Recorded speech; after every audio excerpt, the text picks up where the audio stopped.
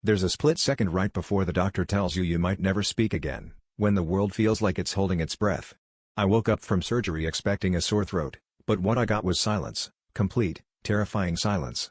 At first, I tried to scream inside my head, panicking about all the things I'd never say again. Apologies, jokes, I love you, even simple hellos. That first week, I felt invisible, like I'd been erased from every conversation, every room. But then something wild happened.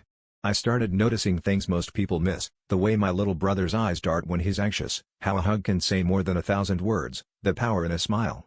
Without a voice, I realized I'd been relying on words to do all my heavy lifting, forgetting that actions, even tiny ones, can shout louder than any speech. I began volunteering more, helping where I could, leaving handwritten notes, comforting friends with just my presence. People started looking at me differently, not with pity, but with admiration. One day, at a protest for accessibility rights, I held up a sign instead of chanting. My silence became my megaphone. The crowd noticed, reporters noticed, and soon, my story was being told far beyond what my own voice could have reached. I learned that revolutions don't always start with a roar, they can begin with a whisper, or even complete silence, if it's filled with purpose. My actions, small at first, then bigger, became contagious. Losing my voice taught me the loudest statements aren't always spoken. Sometimes, the world needs less noise and more action.